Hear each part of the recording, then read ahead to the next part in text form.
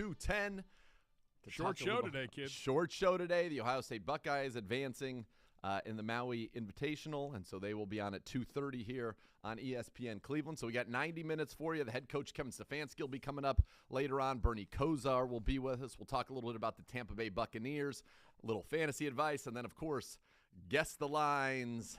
And we've got some scores for tomorrow. So we got 3 scores as well to get going, some early Thanksgiving scores. Nathan Zagura, Jason Gibbs with you as the Browns return to work. And obviously we know there is much work to be done. A 3-7, a team that is desperate for a win, and probably the truth of the matter is has to run the table if they want to make the playoffs in 2022. And that can only start with a win on Sunday against a very good Tampa Bay Buccaneers team that comes in at 5-5, having won their last 2 games. And to talk about that matchup, here is the head coach of your Cleveland Browns, Kevin Stefanski.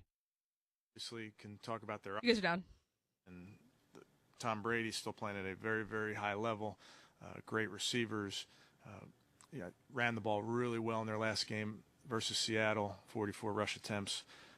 So we'll see if there's a change in how they operate. They've #1 pass attempts in the league so far, and they do it really well. So an explosive offense, really well coached. Coach Leftwich does a great job with that crew. On defense, Coach Bowles has always done it. Great defense, physical, big up front, stout, long at corner, but they'll blitz you from every angle. They play coverage. They do it well. So it's an impressive group. And again, good players throughout that front.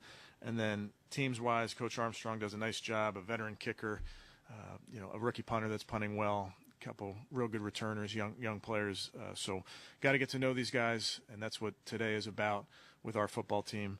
And then putting together a plan and practicing that plan and understand that plan so we can go out and perform at a high level on Sunday. So with that, I'll take any questions. Kevin, do you think that Jacoby has shown the rest of the league that he is a starting caliber quarterback in the NFL, even if it is not going to be here in the long term? Yeah, I don't know that that's Jacoby's focus nor my focus. I would tell you he's performed how we thought he would in his role. But more than that, he's provided outstanding leadership for this football team. Good in the quarterback room, good in the offensive meeting room, good with the team. Has provided a very balanced approach to the group. I know he signed up for this role, but do you appreciate how difficult it might be knowing his time as a starter is going to end, and then how he's handled all of it? I mean, I appreciate it, yes. Now, Jacoby's mindset, our mindset is a 1-week mindset, so I think he's really performed well because he's done that. He focuses on what's in front of him, and that's this Tampa game. Now, but really thinking about what has occurred in the past, not thinking about what's coming down the future. And I don't think any of us can afford to think that way. So I think that's what I appreciate the most about him. Kevin, does Montz jump right up the depth chart, considering that Frohl's going to be out a little bit here? Yeah, working through it. It's kind of sometimes you get to late November and things can get wonky along certain position groups. So we're working through it. Obviously, Yelda's sick today, so that presents some things that we'll work through today, and I think we'll be all right. Kevin, is there anybody else that can play center? I mean, that has been here? Can, yes. Yeah. There's a lot of guys that can do it. Charlie Hewlett. I think we got plenty of guys on the roster that can snap. It's just a matter of getting them proper reps, getting them comfortable with that role. Hey, Kevin, you always talk about 1 week at a time. Mm-hmm. But when you're 3-7, how do you keep guys fired up and really focused when the season's not going the way you wanted it? Yeah, I think we kind of talked about that on Monday. Jeff, just understand what your record are.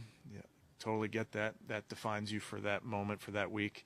But we have a huge challenge in front of us. It's a very good football team from the other conference.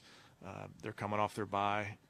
They got great players. We understand who those guys are on offense, defense, special teams. So I think our guys understand the competitive nature of this business, and they want to do anything in their power to get a win, bottom line.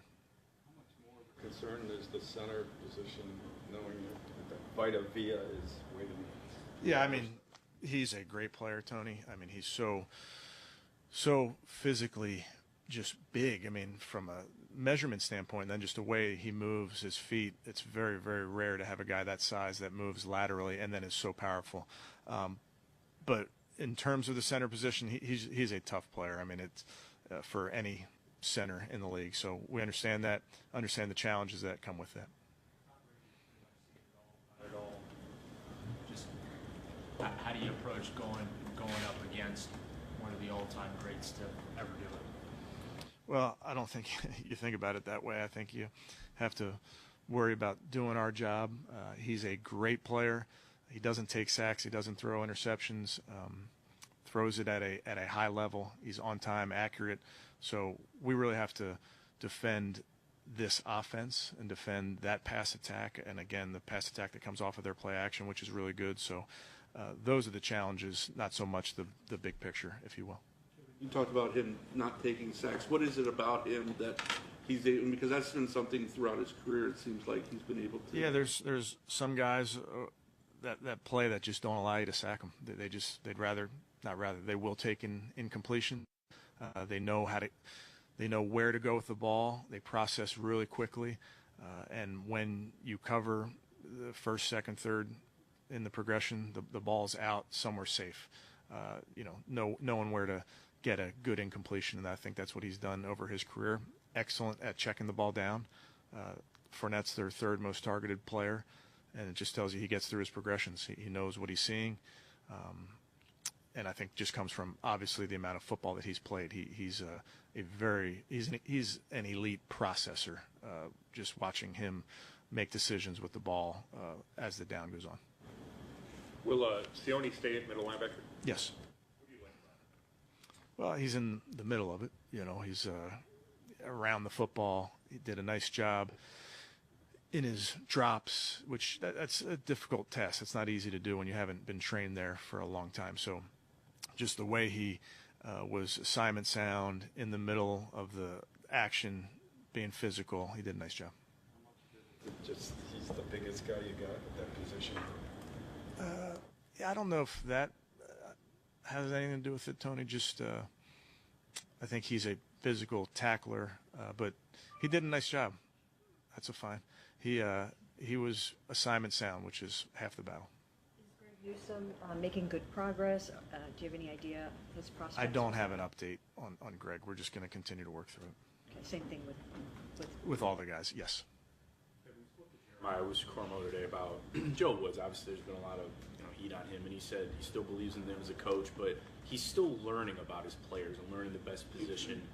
Is that something that should be done in year 3 already, or is that something that is always happening with coaches and players?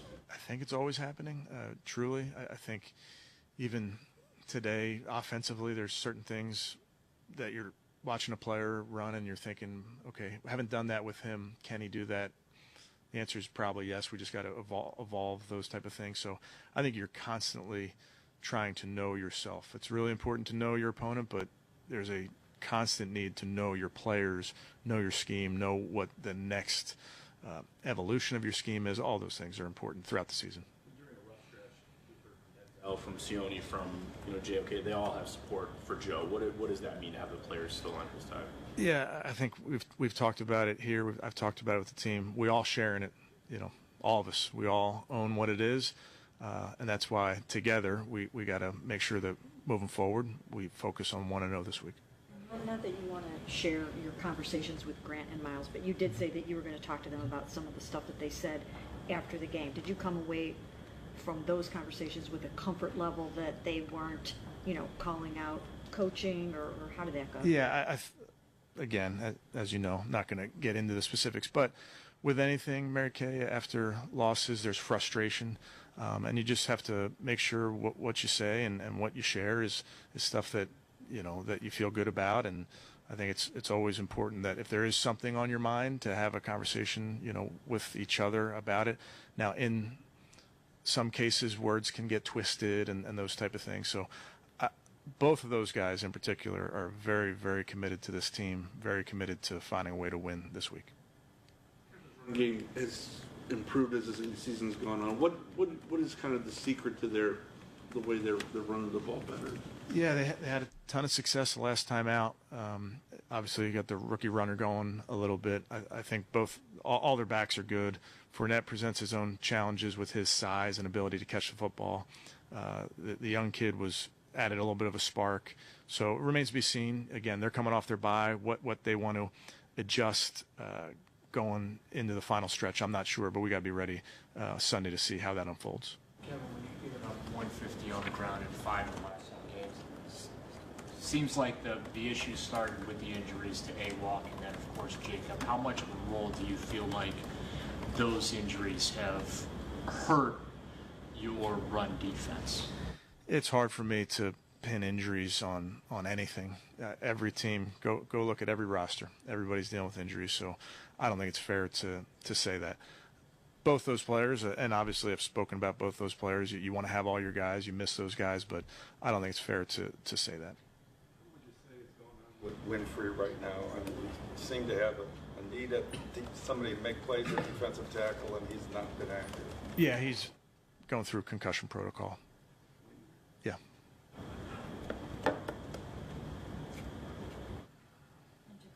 That about Winfrey in the new concussion protocol. I believe that you can have a head injury that's not necessarily a concussion and still be in the protocol and still have to go through, or are you saying that he does actually have a concussion? He's working through the protocol. He's going to practice today, so he's not everybody's in the same step, if you will, of the said protocol, but he's coming along. He was in the concussion protocol. Good. Okay, thanks, guys. You're up. That's Browns head coach Kevin Stefanski at the podium. We'll come back, give some thoughts on what we heard there, update you on the injuries as well. Hey, Browns fans, enter for your chance to win Browns season tickets, free Milk-Bone dog treats for a year and more. It's all courtesy of Milk-Bone, the official dog treat of the Cleveland Browns. Visit browns.com/milkbone to enter, then visit your local Meijer to check out all the varieties of Milk-Bone dog treats. Breaking down what we just heard from the head coach, setting the scene here in Berea on the ultimate First Friday. It's Cleveland Browns Daily.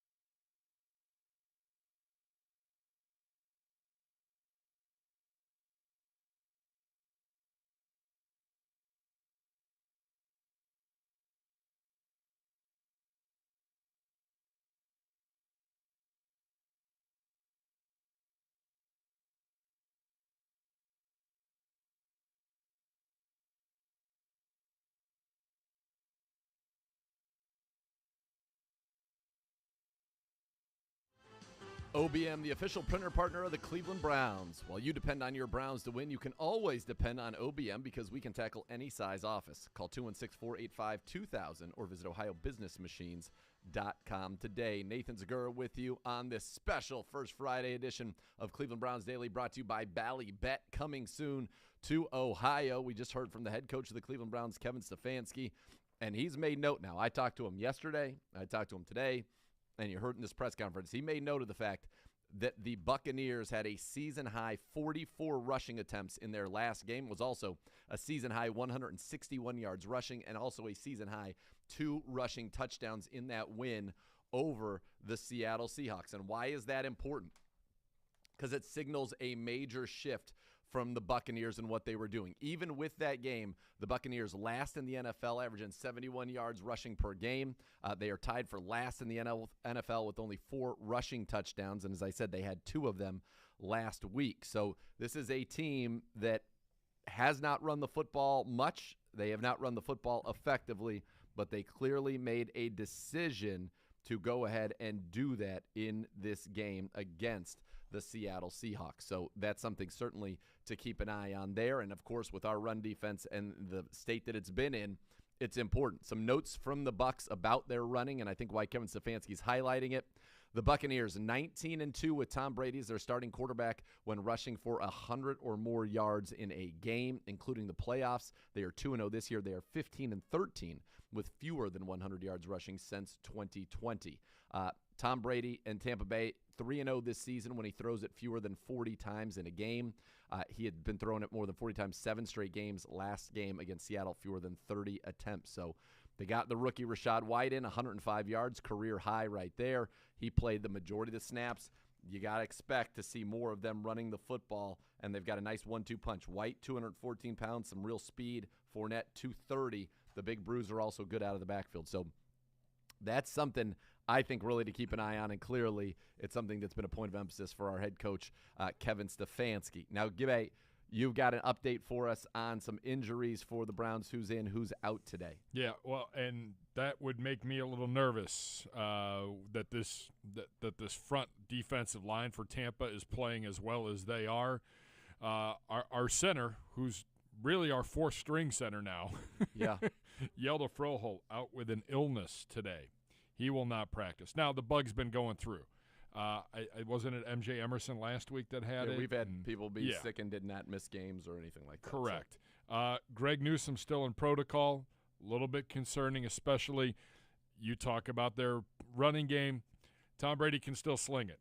Mike Evans, Godwin's coming back and looking more like the Chris Godwin prior to that ACL injury. Yep. I believe it's Julio Jones with a knee. He's getting ready and trending towards being able to go. It's a full day for those 3 guys. They will need Greg Newsome, still out in concussion protocol. We'll see how that transpires as the week goes on. David Njoku out today, not practicing with that ankle and a knee. I would expect that to be the case probably going forward here to get him ready. The goal is to play Sunday, so It's okay. And then DeAnthony Bell remains in concussion protocol as well.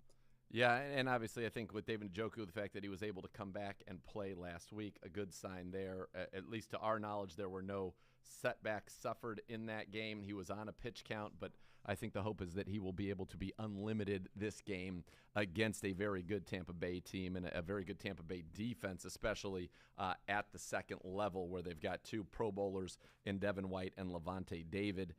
So they're a very good football team in the middle, and you need to have your good tight ends there ready to go, and you need David Njoku because he is obviously your best tight end there. So that's kind of where we are at right now, getting ready for this Tampa Bay Buccaneers team, as we said, coming up on the show today. Bernie Kosar joins us at the bottom of this hour. And then we'll have some good time with Bernie. We'll also get a little fantasy football. And then we got, as we said, you got to meet the Bucs fully, and we'll go ahead and guess the lines and go ahead and give you 3 scores, a little Thanksgiving treat. It's kind of a jam-packed. We had to take some things out. You took out one thing. I'd love to be doing one thing. Well, we could move some things around. All right. Well, we could do it. Why don't we do a few quick thoughts then from last week in the NFL right now, because we've got some time before Bernie. We do. We got 5 minutes. Let's knock a few of these out. Sunday Night Football. Chiefs 30, Chargers 27. One thought. Go. My one thought, I'm so glad the Miz traded me Travis Kelce in our league, and he's so unhappy about it. And that game is a reason why. 3 touchdowns. Look, the Chargers are formidable. They're a real team. They're getting healthier. They are going to be just fine. What I think on the other side of it is you've got now a Chiefs team, though, with Patrick Mahomes playing at an MVP level and getting it done week in and week out. It didn't matter. They were without Juju Smith-Schuster. They were without McCole Hardman. He goes 20 of 34, 329, 3 touchdowns. Isaiah Pacheco giving them some juice on the ground as well. He had 107 yards rushing. Yeah, I don't know. I know the Chargers have been dinged up. I just continue to think that the Chargers are winning in spite of what's going on their sidelines and who's leading them. Yes. Well, did you see the report from Sean Payton about Sean Payton today? No. That the 2 jobs he is eyeing are the L.A. Chargers, should there be an opening there, and the Arizona Cardinals, should there be an opening there. It's a lot of money tied up in some guys right now. There are, much more so in Arizona than the Chargers. But, I mean, Sean Payton drops onto that Chargers team. Oh, my. Yep. Late games on Sunday, Cowboys 40, Vikings 3. Oof. Just an absolute beating and a shocker. Probably the big shocker of the week. Was looking forward to watching that on the bus ride home from Detroit. Same. Nope, no need. Tony Pollard, 189 total yards, 2 touchdowns. He's just so much more explosive than Ezekiel Elliott. I don't understand why they keep forcing Ezekiel Elliott. Dak Prescott's playing excellent football, and I think it was maybe just an emotional letdown for the Vikings after the big win against Buffalo, and it was just a complete dud. Also, their kicker, I don't know if you saw this, Brett Maher made it from 60 in this game. Had to kick it twice, and he made it both times. Right at the end of the half. I was watching with Donovan on the phone. And then there was they ran they had already kicked, and then they went back and reviewed it again. I'm like, you can't do that. The play's already happened. Right. Once you snap it and kick it, it's on to the next play. You already gave permission because you already looked at it once. I thought that was really weird. Yes, agreed. Crushed it. Cowboys, when they have their you-know-what together, they're formidable. Because they can get after the quarterback. Lawrence and Micah Parsons both can absolutely get after the quarterback. This one just ugly. Raiders 22, Broncos 16 in overtime. Raiders, the walk-off, Devontae Adams wide open down the middle of the field. He put a move on Patrick Surtain the second there. Thought he was selling the over, and instead he broke it back to the corner. Devontae Adams is by far the most dominant player on their team. Josh Jacobs ran it well, but Adams, 7 catches, 141 and 2. It just feels like he doesn't really have chemistry throwing the ball to anybody else. Derek Carr. Russell Wilson started off hot in this game and then cooled off considerably as it went on. And Melvin Gordon put the ball on the ground again. Melvin Gordon cut. It's the Latavius Murray show now. Chase Edmonds also got hurt, so it's going to be all Latavius Murray there in Denver. Bengals 37, Squealers 30. Bengals improved to 6-4. Squealers 3-7. Couple of second-round wide receivers looked really good in this one. T. Higgins and George Pickens for the Steelers. I thought Kenny Pickett had a nice accounting of himself in this game. They got the running game going again with Najee Harris, 20 for 90 and 2 touchdowns. T.J. Watt adds a lot of juice to that team. When he's on the field, it's just they're like a completely different defense. And he made one of the most incredible interceptions you'll ever see. I thought that good win for the Bengals. So probably surprised it was so tough. But Burrow, 355 and 4. They're getting hot at the right time. We'll have to see what the status is with Joe Mixon. And I think the other thing, I don't know if you saw it yesterday, Mike Tomlin does his pressers on Tuesday. I've never heard this before in Mike Tomlin's career. He's never had a losing season in Pittsburgh. I felt like he threw up the white flag on the season yesterday. And I'm not the only one that thought that, because Pittsburgh radio this morning was aghast at him, basically just like, we got to play better. Like, Tomlin's not one for cliches. We suck. No. We got to be better. Like, we got to do this. We're going to be fine. We're going to, like, it was basically we have 7 games left. We're playing it out. Yep. It was pretty shocking. One final one here, and I do this one because there's also news associated with it. The Patriots beat the Jets 10-3. New England's now 6-4. The Jets are 6-4, but the Jets really not playing good football. And the big news today, Zach Wilson benched in New York. Yeah, didn't have a good performance. He's 5-2 as a starter this year. Both losses coming to New England. He didn't play well. 9 of 22, 77 yards in that one. And then afterwards was asked, if it was his fault, basically. And he was like, no. And I don't think that sat well in that locker room. And Robert Saleh, a man of action, said, nope, we're not doing it anymore. We may be 5-2, but part of it is, 5-2 in spite of you. So I think that's the way that they decided to go there and make it a change. Interesting news. Mike White will start there against Chicago on Sunday. It will not be Joe Flacco. No, White's been the backup recently, so that's obviously the direction they want to go. And we'll see, can he get Garrett Wilson involved, get that passing game going, because there's a lot of talent on that Jets offense. A couple other news and notes from around the league here before we go to break. Bears head coach Matt Eberflus says he expects Justin Fields to practice today. That's good news. Oh. And the Chiefs have placed Clyde Edwards-Helaire on injured reserve due to a high ankle sprain. He's out a minimum of 4 weeks. I mean, he was out anyway. Wasn't even playing. It's been the Isaiah Pacheco show, so no surprise there. Yeah. It's very interesting, the Zach Wilson thing. And I can tell you this. How many teams that Niners and Jets both wished that they just drafted Justin Fields? Yeah. Robert Saleh on QB, Zach Wilson has been benched. Zach's career here is not over. Well, sure kind of feels like it today. I don't know that it feels like it's over. Let me just counterpoint, right? So obviously it doesn't feel like it's a great thing for him. Sure, that's obvious. But let me just throw this out there to you. On the other hand, you've got Tua Tagovailoa, who was benched mid-game for Ryan Fitzpatrick. None of us at the beginning of the year thought he was going to hold them back. And look at him now. So don't write off Zach Wilson just yet. Doesn't look great. We can say that. I mean, it could just be a punishment for what he did and what he said.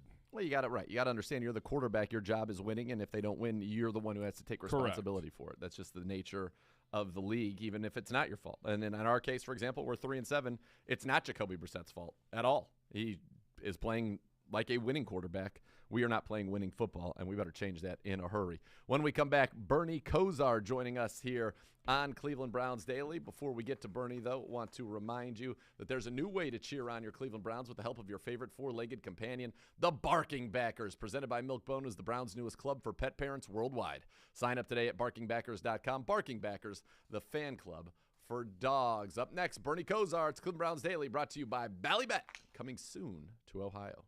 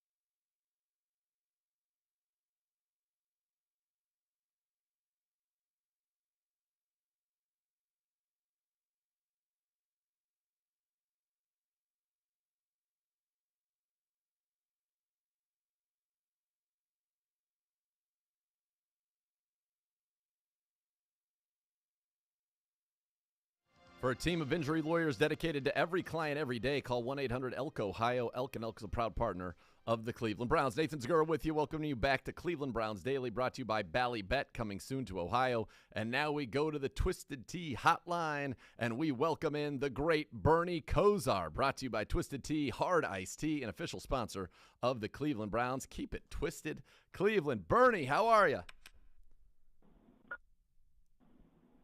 Hello. Hey, Bernie, what's going on? How you doing today, brother? Hey, I was on there, but I got dropped. Huh? Well, you're back now, though. We got you. How you doing today? Oh, okay. I'm doing good. Good. First Friday, obviously the biggest Wednesday of the year before Thanksgiving. And I wanted to ask you, and I know that you didn't necessarily participate in the game, but the year that you went to Dallas, you were there for a Thanksgiving game. The Cowboys and the Dolphins ended up losing on a Pete Stoyanovich field goal. Steve DeBerg against Troy Aikman. You liked what you saw so much, you said, I'm going to go to the Dolphins next year. But what was it like being a part of a Thanksgiving game? Wow, Nathan, and that's a beautiful story to do this segment on today because it encapsulates so many cool things about this awesome Thanksgiving, the awesome football, the history and tradition of the NFL and our country, and celebrating it with a Thanksgiving Day feast and watching football and stuff. And then to be such an honor to be part of a game and be with the Dallas Cowboys and play in that game, the Leon Let It Be game. Yes. Where I would have liked for the outcome to have ended up another way, but to have had that to play on Thanksgiving and to still be like that little boy, you're honored and humbled to do that. But to play in a game like that here in Ohio, we're used to snow and things like that, but to get a snow game in Texas in the dome at any day is one thing. To get it on Thanksgiving was another. So to have that ice bowl and to have that game transpire like it did, and for the Dallas Cowboys to lose, and what I assimilate that to is, I remember that day. The Cowboys lose. I'm on the team. I'm in pursuit of trying to get a Super Bowl ring, wanting to be into the playoffs at least to give yourself a chance to get a Super Bowl ring. I'm thinking I'm going to be the quarterback for the Cleveland Browns. I was at the beginning of the year. You get released. Here you are down in Dallas. I had the opportunity to also go, because Dan Marino was hurt, had the opportunity to maybe go for the Dolphins. And here I am going to the Cowboys. We lose the game. Doesn't look like we're going to go to the playoffs. And I remember Jimmy Johnson after that game saying that if we're going to win out to the season, win our last 5 games, go to the playoffs, and go to the Super Bowl, and that was the last game we're going to lose. And it seemed like when we said that to the fans and to the press afterwards, it was kind of like a pipe dream. Some people, the diehard fans, believed us, but there was quite a few fans and people, media people, that kind of snickered and laughed and said, hey, you couldn't beat the Dolphins at home on Thanksgiving without Dan Marino. How are you going to go undefeated the rest of the year? Well, us Browns at 3-7, we're not at all happy with where we are Thanksgiving week in terms of our record and in terms of the possibility of what our postseason is going to be, or statistically what it looks like it's not going to be. But the great Marty Schottenheimer always had this line when he said, is this a must-win? And he goes, it's only a must-win when you lose and your season's over and you're officially eliminated from the playoffs. And right now, the Cleveland Browns, it does look bleak. It's only a single-digit chance of the playoffs. But we do need to win out. And I reflect back on this Thanksgiving as the eternal optimist that I am of how that team won out and won all the way to the Super Bowl. And this week, the Kevin Stefanski mantra of win it a game at a time, a week at a time, a day at a time. Let's win the week and go 1-0. We started that premise with Jimmy Johnson after that Thanksgiving Day game and wanted to just go 1-0 the rest of the year.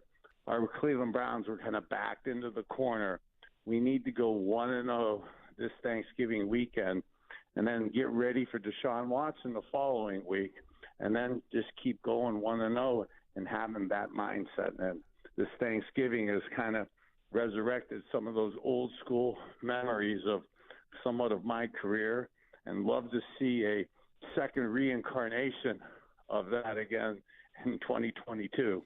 You and me both, Bernie. You guys went after that Miami game. The Dallas Cowboys beat the Eagles at home 23-17, on to Minnesota 37-20, on to the Jets 28-7, smoked the Redskins 38-3 at the time, and beat the Giants on the road in the season finale 16-13. You would not lose another game. You would be Super Bowl champions. And yeah, that's what the Browns need to do. They need to win the next 7 games. It starts by winning 1 against Tom Brady. And Bernie is a guy who played, into his 33rd year on this planet. Are you just stupefied by what Tom Brady is still doing today at his age? Stupefied is a beautiful word to inject into my new vocabulary. His ability to play at an elite level at 45 years of age is absolutely spectacular. I think all of us quarterbacks pay homage to Tom Brady and the awesomeness of him and what he's accomplished and stuff. As an old school guy, I love how he plays the game, and that he's still playing at an elite level. His sense of timing is impeccable, and from my just Cleveland Browns standpoint and from my Homer standpoint, and for me wanting to see us on Monday morning with a victory Monday being 4-7, though, I actually think this game really matches up perfectly for us at this point in the season. I know we're coming off this 4-game losing streak. We're playing debatably the greatest quarterback of all time, but boy, they really struggle in their running game. I know that's been a common theme that we've talked about. Yep. And unfortunately, some other teams have got healthy in the running game against us, but I believe that they're struggling in the running game so much that when you do get pressure on him in the middle, us drop back quarterbacks really don't want pressure in our face. So that this week, even more in particular, we know he's not going to run outside the pocket. We don't have to worry about him break and contain. The ability to collapse the pocket with their receivers really struggling to create any sense of separation, I think really bodes well into something that could actually, I want to check myself to say that you could actually defensively, I think, us feel good about going into a game against the great Tom Brady. Yeah, and these guys you mentioned, he's going to get it out quick. When you have a quarterback that would at times rather just, and wisely, right, take an incompletion rather than take a sack as a defense, how does that change what you want to do to attack a quarterback like Tom Brady who's going to get it out so quickly and not allow you to get to him? Yeah, Nathan, so this point I'm really fixated on, and I was awesomely talking about this yesterday with Myles Garrett and the current Cleveland Browns players. Hats off to them with everything going on. An amazing job that those young men did yesterday with Feed the Need, with some of the underprivileged youth in our Cleveland area, and the homeless shelters and people that came out and to see Myles and Nick Chubb and the Kareem Hunt and the guys out there helping was spectacular. But one of the things that was clear in the game this past Sunday with Josh Allen was everybody knows now that Myles is getting a really good job of quick get-offs. And those 3-step drops that Josh Allen did in the game, to throw the quick outs, the quick slants, Josh Allen, we were concerned with him running the ball. We did a really good job of him only throwing for 197 yards and 4 carries for 7 yards. So to keep him in check, we don't have to worry at all about Tom Brady running the ball. And we know he's going to take advantage of the coverages and the 3-step drops. So we're outside. I absolutely would be squatting on his throws, on his 3-step drops. So when you see them 3-step drops, the defensive backs, we've talked at times through the course of the last couple of years about when it's windy and conditions are bad outside, exponentially harder to throw the ball outside the numbers. So that's one thing. So that coupled with Tom wants to take advantage with his intelligence of the coverages by those quick three-step drops, getting the ball out of his hands because his offensive line has been tragically poor this year. So I really think that Clowney and Myles Garrett, he's going to be massively cognizant of that and try to get that quick three-step drop. So, man, he almost never throws the ball deep off of those three-step drops when there's not press coverage. So some off-squatting is something that I'd like to almost try to play that chess game with Tom Brady. And, again, almost dare him versus off coverage to throw the ball deep and outside to some of his receivers, who I like, but his receivers have also slowed down themselves. They're not burners. They don't have the separation. They're not burners like some of the, like we were worried about with the Dolphins. Not at all. They're big, physical. Mike Evans, a tremendously efficient contested catch guy, 6'5", 231, a perennial Pro Bowler. Julio Jones, he's in his 12th season. He's not a burner. And Godwin is a intermediate, run after the catch guy who works the middle of the field. So they don't have that throw it over your head guy. So I like that idea of squatting and then coming after them. From the other side, Jacoby Brissett's playing so well, Bernie, and it's so frustrating, I think, for everybody. But especially it has to be for him because, wins and losses are often assigned to a quarterback, and he's playing better than a 3-7 quarterback. What have you liked about his game and what will be likely his final start this year for the Cleveland Browns? Yeah, Nathan, let me just keep a continuation of the compliments. I'm not saying this to be a homer, not saying this to be a quarterback marketing representative, nor to be Jacoby's best friend, nor his upcoming agent for the awesome contract that he so deserves. He has more than outplayed the expectation level for it, to the point where people are saying, "Hey, is he the perfect NFL backup?" And from the Cleveland Browns' perspectives, we should say absolutely yes. We would be honored, and it would be awesome to have Jacoby Brissett here long term. He absolutely has been better than amazing for us.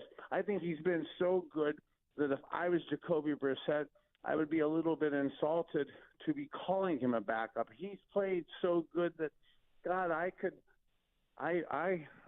put him in. It's not crazy to say there's not 20 other NFL quarterbacks that have played better than Jacoby Brissett this year. No. So, to me, he's almost played like a starting quarterback, and I love that from him for his career. He's on and off the field stuff, the quiet things he does in the community, the quiet things he does in the locker room.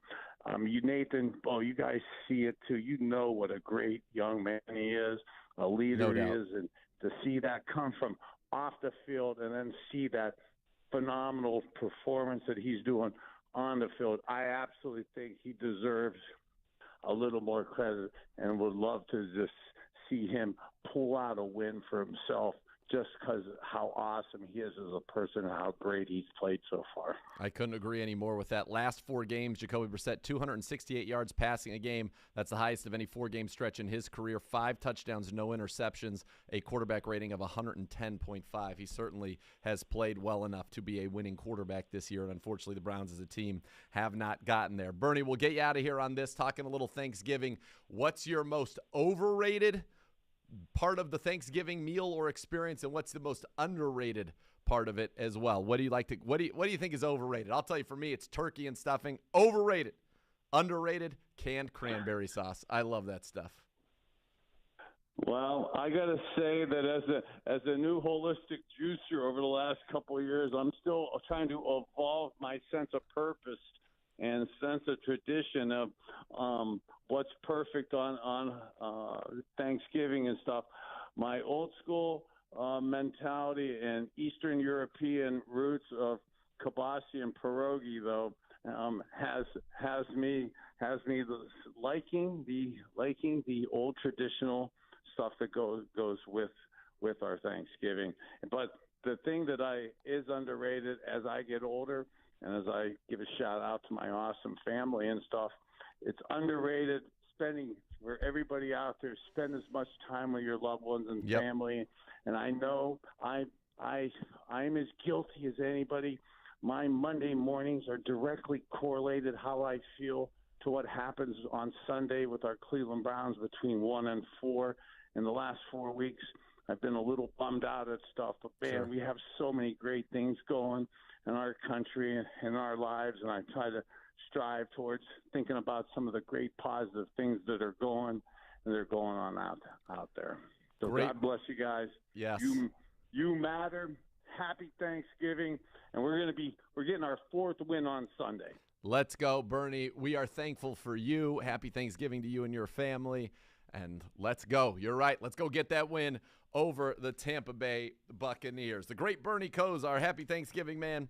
And there's nothing. Happy Thanksgiving to you, Nathan. Love you, bro. All right, love you too, Bye. Bernie. Be well. There's nothing quite like tailgating, touchdowns, and twisted tea. It tastes just like real iced tea. You know why? Because it's made with real brewed tea. Cool, refreshing, and with a 5% kick of alcohol, it's thirst down and goal. I see what they did there. Twisted tea, hard iced tea. Keep it twisted. All right, when we come back, a little quick segment wrapping up the first hour here. Cleveland Browns Daily brought to you by Bally Bet, coming soon to Ohio.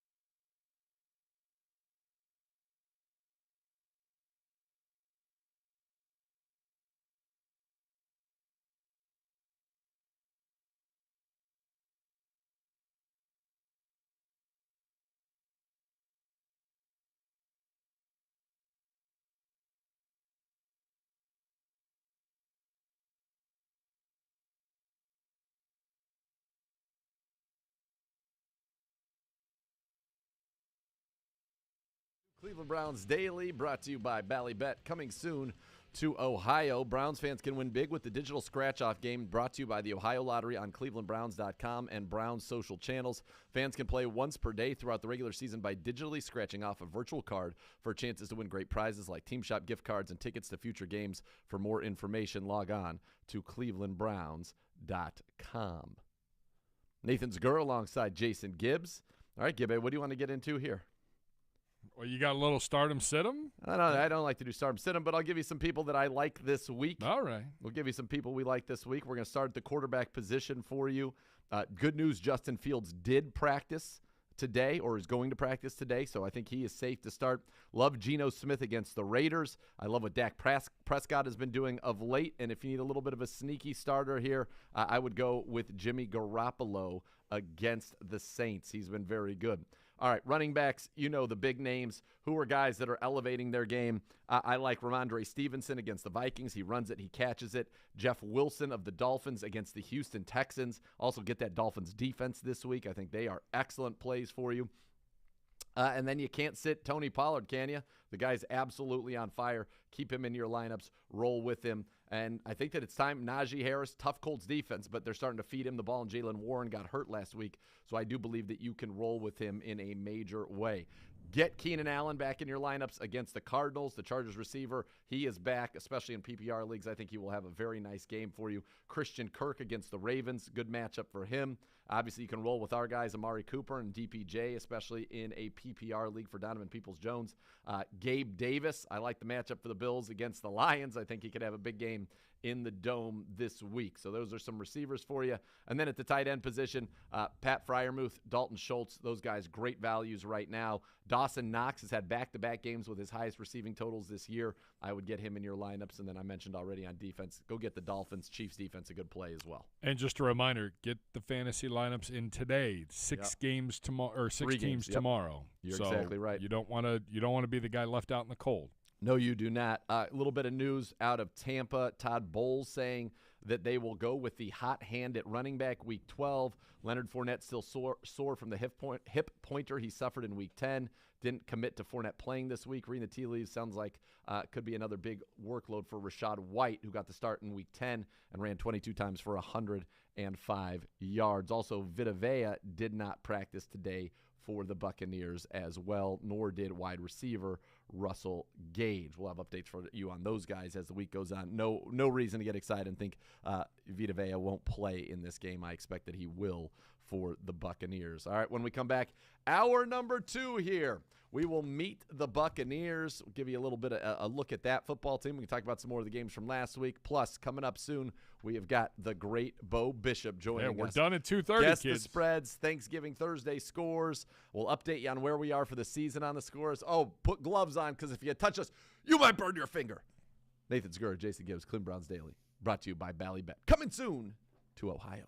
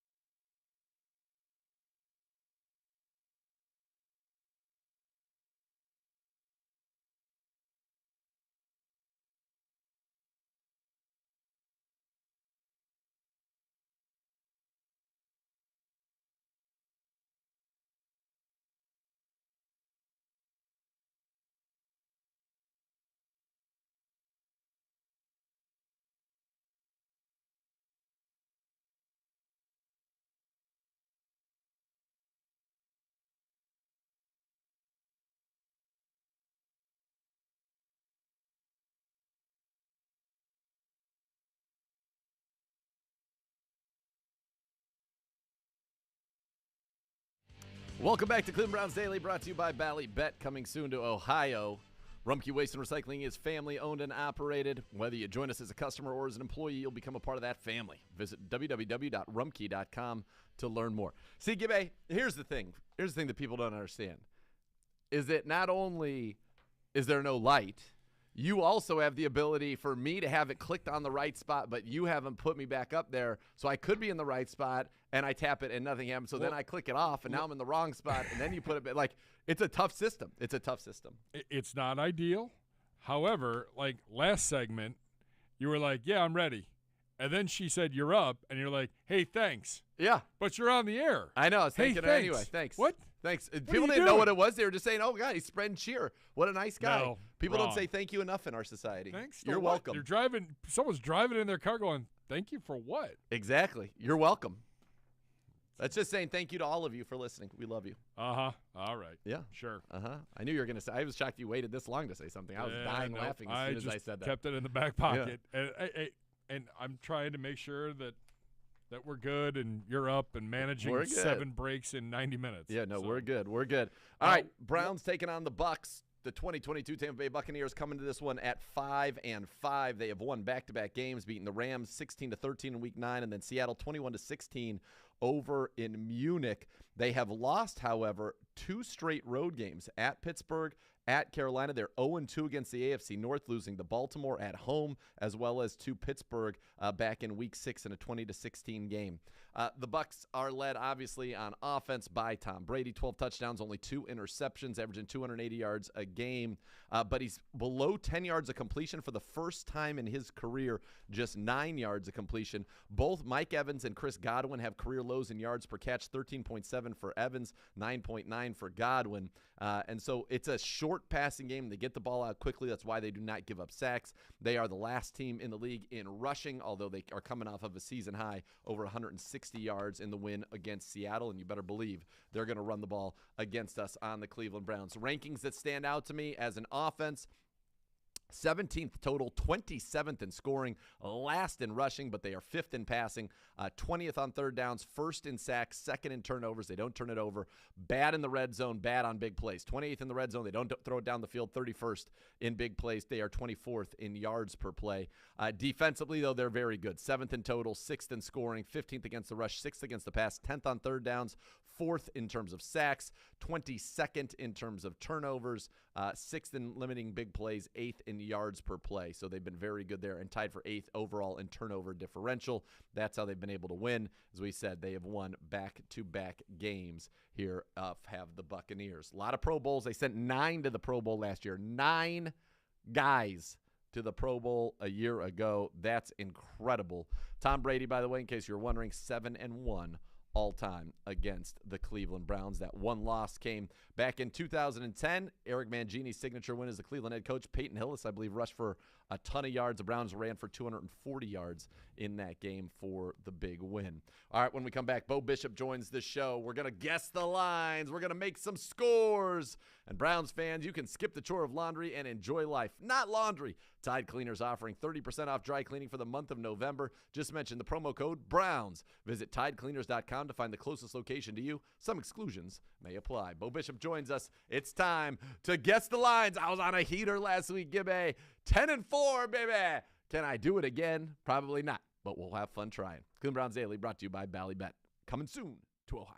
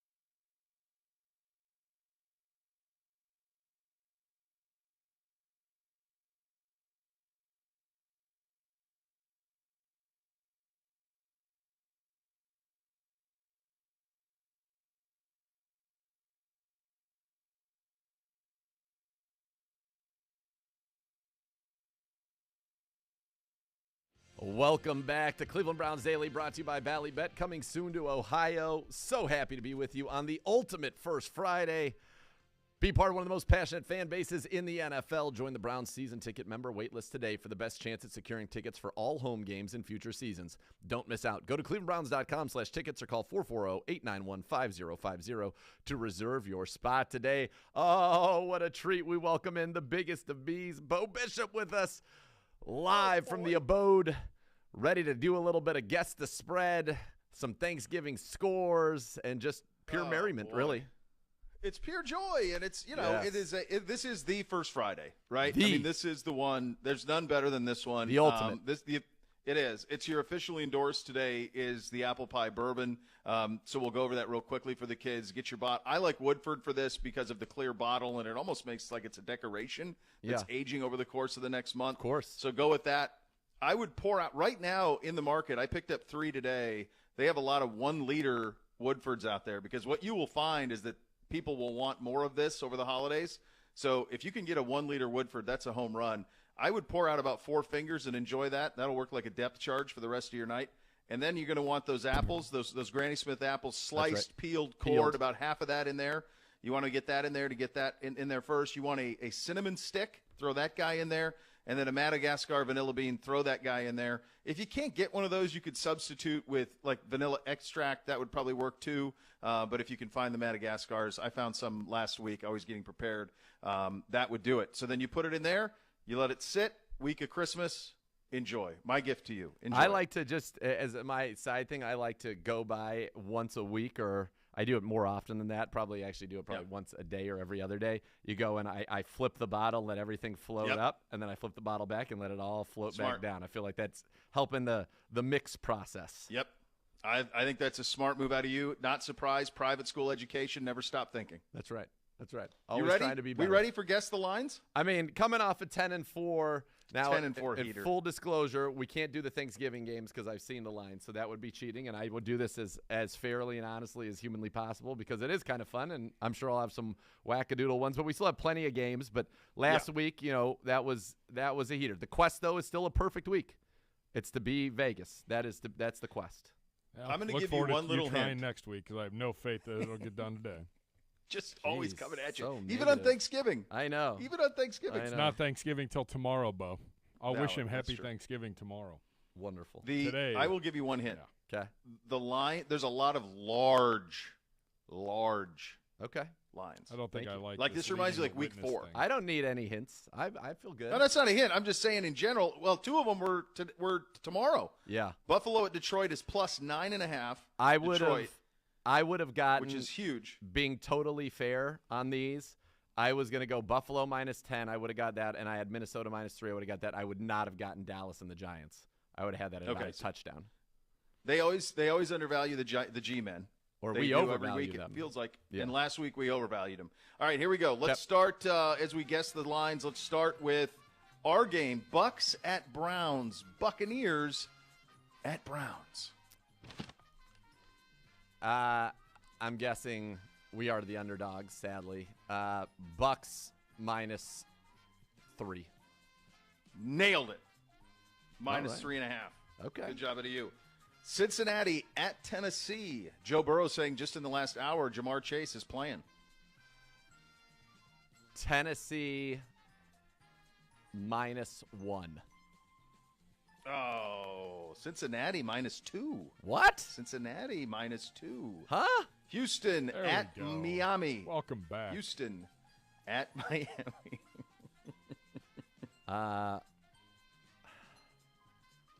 Miami minus. I'm trying to think of what they were with like Kansas City. Like I feel like where is the game? Miami. Miami -14. Got it. -13.5. Let's go. Chicago. Let's go. At the Jets. Mike White of White Lotus fame starting at quarterback for the Jets this week. So but my strategy, and I started doing this last week, is when it feels like whatever, I just stick to the main numbers. There are a few in the Vegas zone, 3-7, but you stick to the main numbers. I'm going to go Jets -3. Oh, just missed it. minus 4.5. Oh, Minus wow. 4.5, which That seems feels like big. But I don't know if there's the uncertainty on Fields probably. Atlanta at Washington. Washington minus 4. Got it. Minus 4.5. All right. Denver at Carolina. Sam Darnold. Sammy boy. Denver minus 3. Got it. All Denver right. minus 2.5. All right. Sometimes you got to stick with these numbers. Stick with it. Baltimore at Jacksonville. Jacksonville is 3-7. Isn't that wild? Yeah, not I good. thought they'd really get going. This feels like Ravens by a touchdown. Ravens minus 4. Whoa. Minus only 4. Okay. All right. Where am I at right now? Chargers. Even Steven. Chargers at Arizona. Now I'm totally thrown off by Don't the do this. Ravens Don't one. get in your head. No, I'm thrown off. Chargers at Arizona. Chargers by a touchdown. Oh, dun dun dun dun. Chargers minus 4.5. God. Arizona's such a mess. Yes. I would Vegas. tend to agree with Z on that. Vegas at Seattle. Looking for Vegas at Seattle. Haven't seen Seattle. They were off last week. Seattle minus 3.5. Nailed it. On it. Let's 3.5. Okay. Just ram it at Kansas City. Just ram it at Kansas City. Chiefs by 14. Nailed it. Chiefs minus 14.5. Let's go. Who would have thought going there's into this huge- season? Oh. Has a Super Bowl champion ever been a 14.5 dog The next year? Probably not. I can't imagine. I honestly thought I may have gone too low because they're like starting somebody I've never even heard of. Well, they have no running backs. Like they cut Henderson this week. Cam Akers, they hate him. Why nobody they to cut throw to. Henderson? No clue. It's an unmitigated disaster. Yeah. And there's no way to improve. Like, they went all in. They won it. yeah. I guess it's worth it. But at the It same is. time, They won like, a Super Bowl. but there's no path. No. It's going to be a long path back. Yep. And that market is fickle. Yep. New Orleans at San Francisco. New Orleans at the Niners. Niners are Vegas is in love with the Ballers. Niners. I'm going to call I They think should this feels like 10. Niners minus 10. Crushed it. Minus 9.5. 3 in a row. I still don't understand how they Let's were finish on a 9.5 5-game over the stretch. Chargers too. Like the Saints are worse than the Chargers. For sure. Yeah. Yes, they are. I will. I mean, just a little hint on the scores. I love San Francisco minus 9.5. Yeah, Love it. I like that. Green Bay at Philly. Green Bay at Philly. Vegas zone. Philly minus 5. Oh, Philly minus 6.5. Oh, So I was right close. about Vegas zone. You did. All right. Pittsburgh at Indy. Last one, Monday Nighter. Pittsburgh at Oh, Indy. God, that's the Monday Nighter? Indy Dude, minus the Sunday Nighters, Packers at Eagles. I mean, it ain't great, Bob. Indy minus 3.5. Got it. Minus 2.5. 1, 2, 3, 4, 5, 6, 7, 8. Up. 1, 2, 3, 4, 5 down. 8 and Let's 5. go, Gibby. Read What a them and weep, stretch. baby.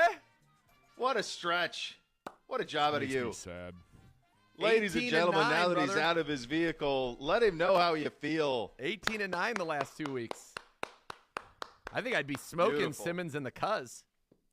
Crushing him. Absolutely be crushing him. Good job out of you. Really Cincinnati impressive. as a favorite was the biggest surprise line to me. So we had, and keep in mind with this with the scores, very rarely, we've had a lot of these big ones not only not cover but lose. So we've got, in terms of scores, over 9. You have Buffalo at Detroit, Giants at Dallas. You've got Houston at Miami. You've got Rams at Kansas City, and you have New Orleans at San Francisco. That's 5 games, 9 or better. Wow. It's a lot. That's a lot. Vegas That's is a going to get profitable this weekend. Yeah, makes you nervous. Yeah, All let's right, go. scores? Week 12, Thanksgiving Day. The scores, 12:30. Buffalo goes back to Detroit. Buffalo, 7-3 on the year, visiting the Detroit Lions, who've won 3 in a row. Bishop, lead us off. Jamison Williams practicing. Is he playing? I don't believe he's playing, but he's Yeah, practicing. I don't think he's there yet.